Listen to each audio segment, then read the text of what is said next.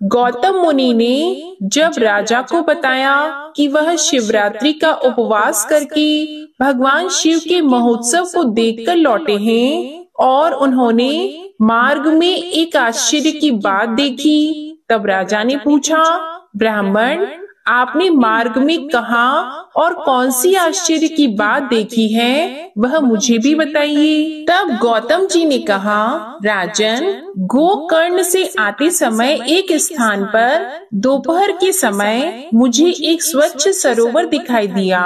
वहाँ जल पीकर मैंने रास्ते की थकावट दूर की और घनी एवं शीतल छाया वाले बरगद के नीचे विश्राम किया।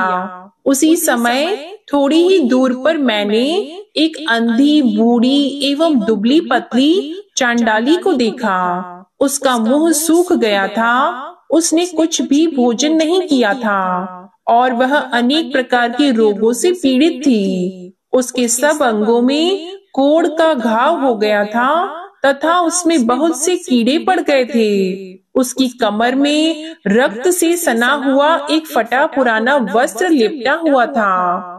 उसे उस दशा में देखकर मुझे बड़ी दया आई और उसके मृत्यु काल की प्रतीक्षा करता हुआ मैं क्षण भर वहीं बैठा रहा। इतने में ही भगवान शंकर के पार्षदों द्वारा लाया जाता हुआ एक विमान देखा जो अपनी किरणों से आकाश मार्ग को आलोकित कर रहा था। तब मैंने शीघ्र ही समीप जाकर आकाश में खड़े हुए उन शिवगणों से पूछा, आप लोगों को नमस्कार है, मैंने आप लोगों को पहचान लिया है। आप सभी महादेव जी के चरणों की सेवक हैं। आपने इस समय जो यहाँ आने का कष्ट उठाया है, यह आपकी यात्रा संपूर्ण लोगों की रक्षा के लिए हुई है, या आप लोगों को कोई विनोद सूझा है?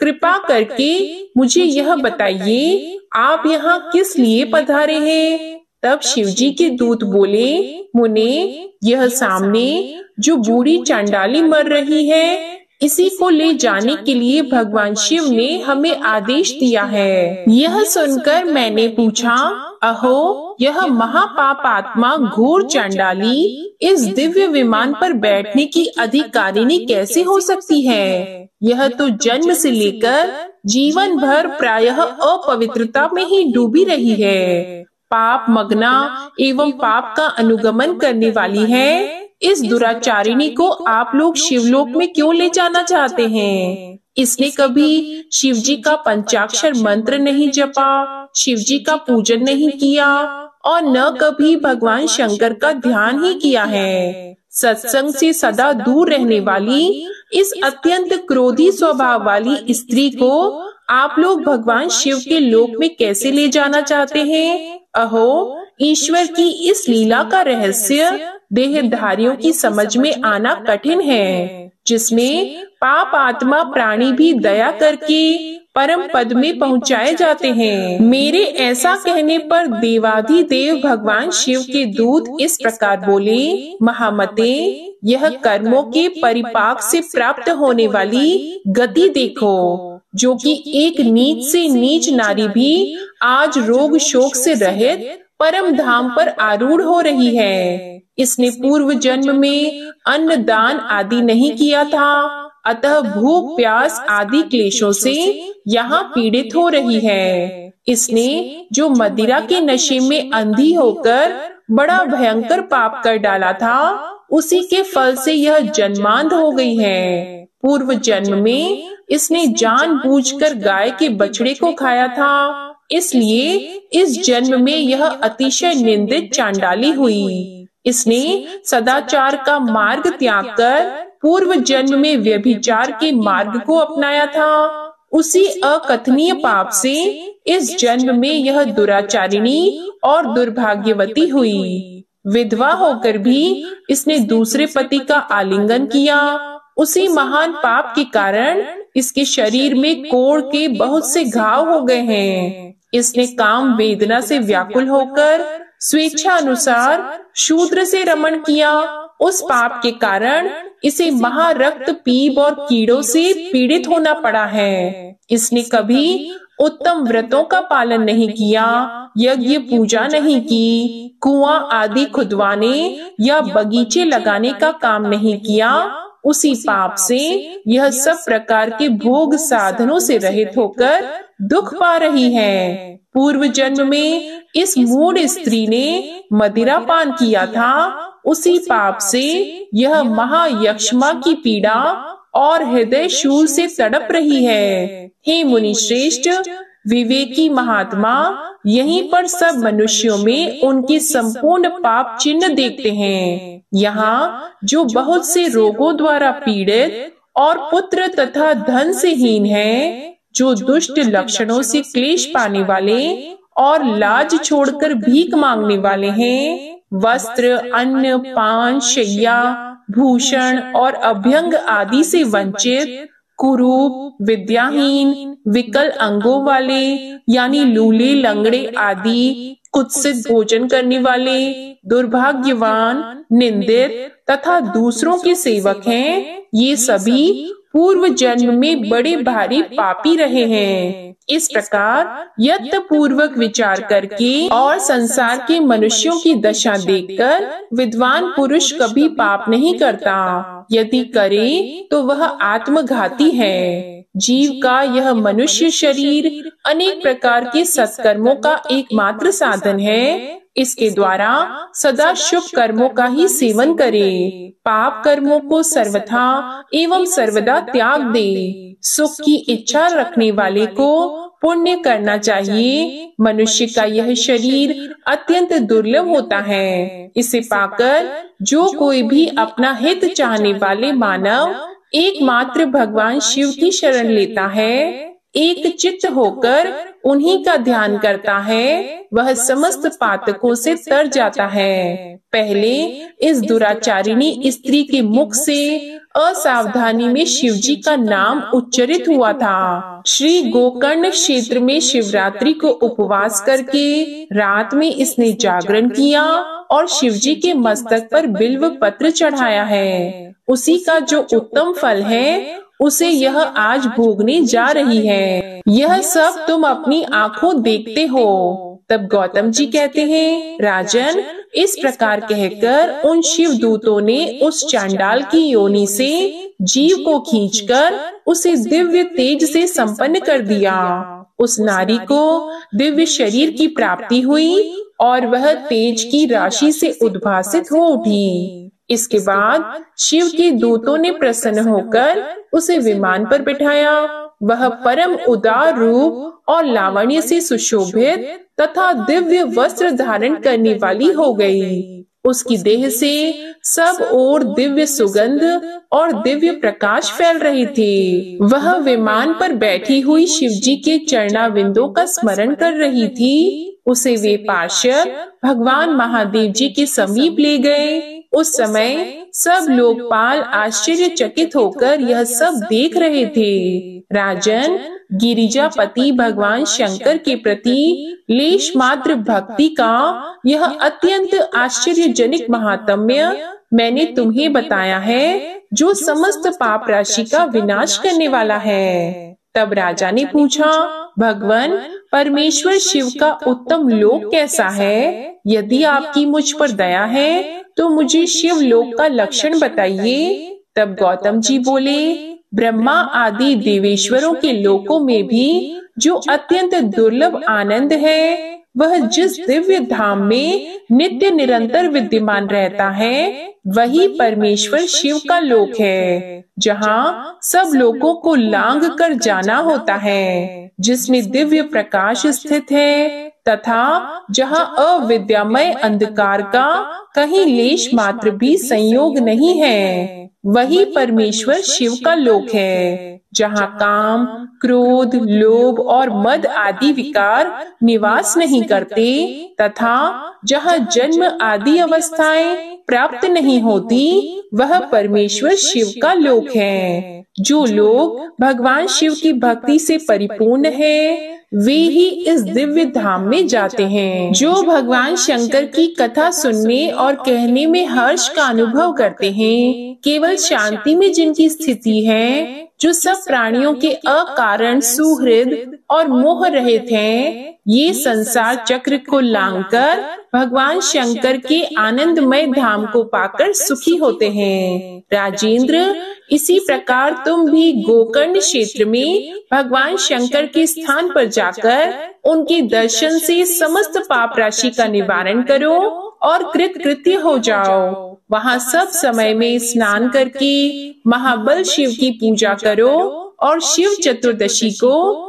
एकाग्रता पूर्वक उपवास करके रात्रि में जागरण तथा बिल्व पत्र द्वारा भगवान शंकर का पूजन करो। इससे तुम सब पापों से मुक्त होकर शिवलोक को प्राप्त करोगे। ऐसा कहकर मुनिवर गौतम प्रसन्नता पूर्वक मिथिलापुरी को चले गए तथा राजा मित्र सह गोकर्ण क्षेत्र में आए। वहाँ महाबल नाम से प्रसिद्ध महादेव जी का दर्शन और पूजन करने से वे उनकी समस्त पाप राशि धुल गई। उन्होंने भगवान शिव के परम धाम को प्राप्त कर लिया। जो मनुष्य भगवान शिव की इस मनोहर कथा को प्रतिदिन भक्ति पूर्वक सुनता तथा सुनाता है, वह परम गति को प्राप्त होता है। श्री सूत जी कहते हैं, भगवान शिव गुरु हैं, शिव देवता है, शिव ही प्राणियों के बंधु हैं, शिव ही आत्मा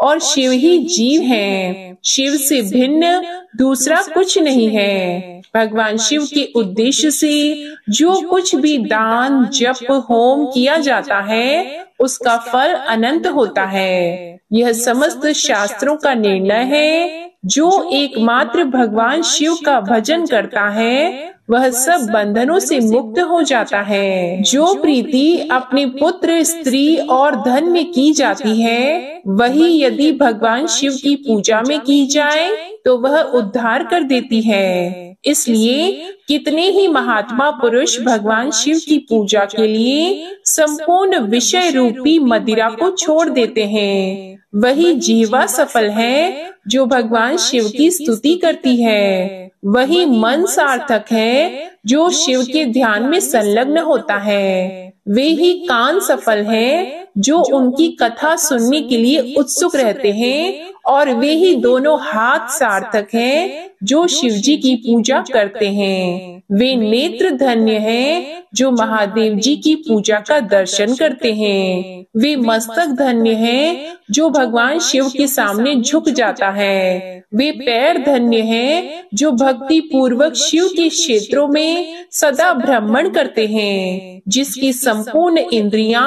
भगवान शिव के कार्यों में लगी रहती है, वह संसार सागर के पार हो जाता है और भोग तथा मोक्ष प्राप्त कर लेता है। शिव की भक्ति से युक्त मनुष्य, चांडाल, पुलकस, नारी, पुरुष अथवा नपुंसक कोई भी क्यों न हो, तत्काल संसार बंधन से मुक्त हो जाता है। जिसके हृदय में लेश मात्र भी भगवान शिव के प्रति भक्ति है, वह समस्त देहधारियों के लिए वंदनीय है। उज्जैनी में चंद्रसेन नामक एक राजा थे। वे उसी नगर में निवास करने वाले भगवान महाकाल का पूजन करते थे। शिव के पार्षदों में अग्रगण्य तथा अमंगलों को जीतने वाले विश्व वंदित मणिभद्र जी राजा चंद्रसेन के सखा थे। उन्होंने राजा पर प्रसन्न होकर एक समय उन्हें दिव्य चिंतामणि प्रदान की, जो कौस्तुभ मणि तथा सूर्य के समान दैदीप्यमान थी।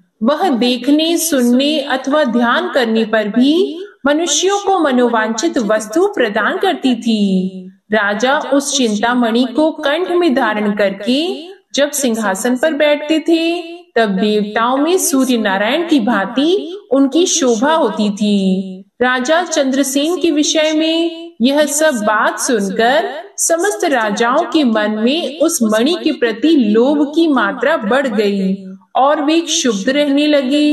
एक बार उन सबने बहुत सी सेना साथ लेकर क्रोध पूर्वक पृथ्वी को कंपित करते हुए आक्रमण किया और उज्जैनी के चारों द्वारों को घेर लिया।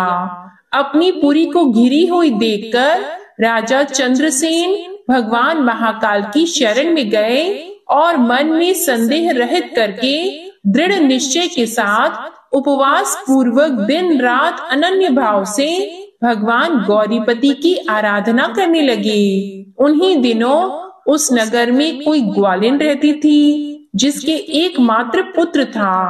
वह विधवा थी और उज्जैनी में बहुत दिनों से रहती थी। वह अपने 5 वर्ष के बालक को लिए हुए महाकाल के मंदिर में गई और राजा चंद्रसेन द्वारा की हुई गिरिजापति की महापूजा का दर्शन किया।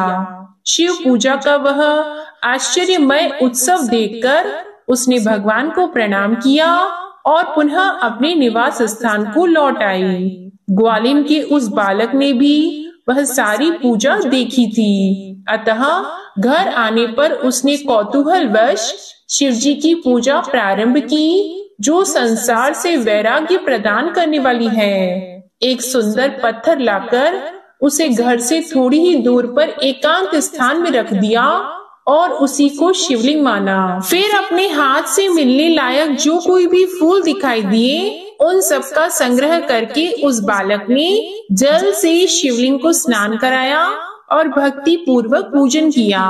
इसके बाद कृत्रिम अलंकार, चंदन, धूप, दीप और अक्षत आदि उपचारों से अर्चना करके मनः कल्पित दिव्य वस्तुओं से भगवान को नैवेद्य निवेदन किया। सुंदर सुंदर पत्रों और फूलों से बार बार पूजा करके भांति भांति से नृत्य किया और बारंबार भगवान के चरणों में शीश झुकाया। इस प्रकार अनन्य चित्त होकर शिव की आराधना में लगे हुए अपने पुत्र को ग्वालिन ने बड़े प्यार से भोजन के लिए बुलाया। उसका मन तो पूजा में लगा हुआ था। माता के बहुत बुलाने पर भी उसे भोजन करने की इच्छा नहीं हुई। तब उसकी माँ स्वयं उसके पास गई और उसे शिव के आगे आंखें बंद करके ध्यान लगाए बैठा देखकर हाथ पकड़कर खींचने लगी। इतने पर भी जब वह नहीं उठा तब उसने क्रोध में आकर उसे खूब पीटा। खींचने और मारने पीटने पर भी जब उसका पुत्र नहीं आया तब उसने वह शिवलिंग उठाकर दूर फेंक दिया और उस पर चढ़ाई हुई सारी पूजा सामग्री नष्ट कर दी। यह देखकर बालक हाय हाय करके रो उठा। रोष में भरी हुई ग्वालिन अपने बेटे को डांट डपट कर पुनः घर में चली गई।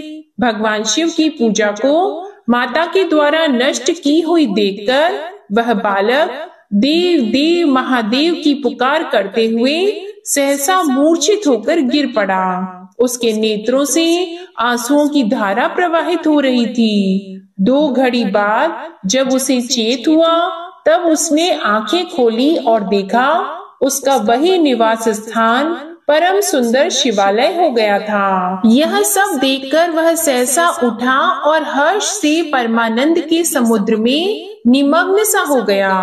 उसने समझ लिया कि यह सब शिवजी की पूजा का महात्म्य है। उसी के प्रभाव से यह दिव्य विभूति प्रकट हुई है। इसके बाद उस बालक ने अपनी माता के अपराध की शांति के लिए पृथ्वी पर मस्तक रखकर साष्टांग प्रणाम किया और इस प्रकार कहा, देव उमापते, मेरी माता का अपराध क्षमा कीजिए। वह मूढ़ है, आपके प्रभाव को नहीं जानती है। हे शंकर, आप उस पर प्रसन्न होइए। यदि मुझ में आपकी भक्ति से उत्पन्न हुआ कुछ भी पुण्य है तो उससे मेरी माता आपकी दया प्राप्त करे। इस प्रकार भगवान शंकर को बार बार प्रसन्न करके उनके चरणों में मस्तक झुकाकर सूर्यास्त के समय वह बालक शिवालय से बाहर निकला और उसने अपने शिविर को देखा। वह इंद्र नगर के समान शोभा पा रहा था। वहाँ सब कुछ तत्काल स्वर्णमय होकर विचित्र वैभव से प्रकाशित होने लगा। भवन के भीतर प्रवेश करके बालक ने देखा उसकी माँ बहुमूल्य रत्नमय पलंग पर बिछी हुई श्वेत रंग की शैया पर निर्भय होकर सो रही है और उसी को याद करती है। उसने माता को जगाया। ग्वालिन बड़े वेग से उठी और अपने को, अपने पुत्र को तथा अपने घर को भी अपूर्व रूप में देखकर आनंद से विह्वल हो गई। पुत्र के मुख से गिरिजापति शंकर का वह सब प्रसाद सुनकर ग्वालिन ने राजा को सूचना दी, जो निरंतर भगवान शिव के भजन में लगे रहते थे। राजा अपना नियम पूरा करके रात में सहसा वहां आए और ग्वालिन के पुत्र का वह प्रभाव जो शंकर जी के संतोष से प्रकट हुआ था उसे देखा। स्वर्णमय शिव मंदिर, रत्नमय शिवलिंग तथा सुंदर मणि माणिक्यों से जगमगाता हुआ ग्वालिन का महल देखकर राजा चंद्रसेन पुरोहित और मंत्रियों के साथ 2 घड़ी तक आश्चर्यचकित होकर परमानंद में डूबे रहे। इसके बाद उन्होंने नेत्रों से प्रेम के आंसू बहाते हुए ग्वालिन के उस बालक को हृदय से लगा लिया।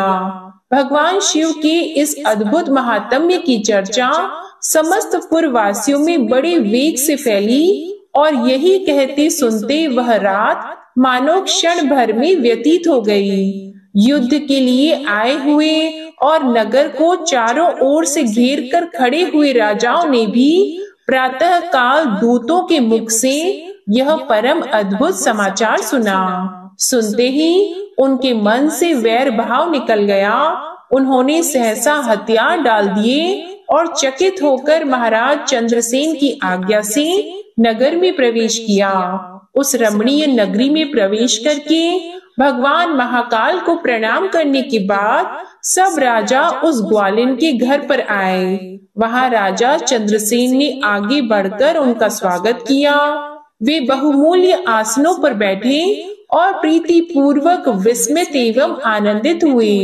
गोप बालक पर कृपा करने के लिए स्वतः प्रकट हुए शिवालय और शिवलिंग का दर्शन करके सब राजाओं ने भगवान शिव को अपनी उत्तम बुद्धि समर्पित की, उनमें भक्ति पूर्वक मन को लगाया। इसी समय सब देवताओं से पूजित परम तेजस्वी वानरराज हनुमान जी वहां प्रकट हुए। उनके आते ही सब राजाओं ने बड़े वेग से उठकर भक्ति भाव से विनीत होकर उन्हें नमस्कार किया।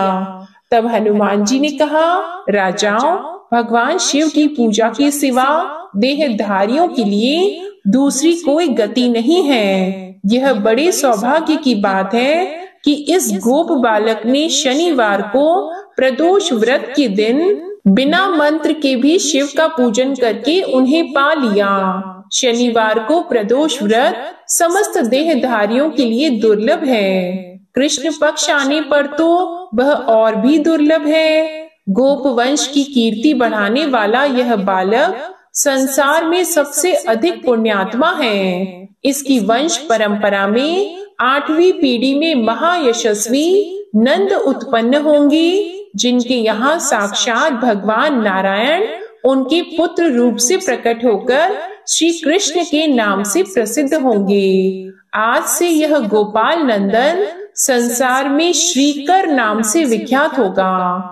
अंजनी नंदन हनुमान जी ऐसा कहकर उस गोप बालक को शिव उपासना के आचार व्यवहार का उपदेश देकर वहीं अंतर ध्यान हो गए। वे सब राजा हर्ष में भरकर महाराज चंद्रसेन की आज्ञा लेकर जैसे आए थे वैसे ही लौट गए। महातेजस्वी श्रीकर भी हनुमान जी का उपदेश पाकर धर्मज्ञ ब्राह्मणों के साथ शंकर जी की आराधना करने लगा। समय अनुसार भक्त श्रीकर, गोप तथा राजा चंद्रसेन दोनों ने भक्ति पूर्वक शिव की आराधना करके परम पद प्राप्त किया।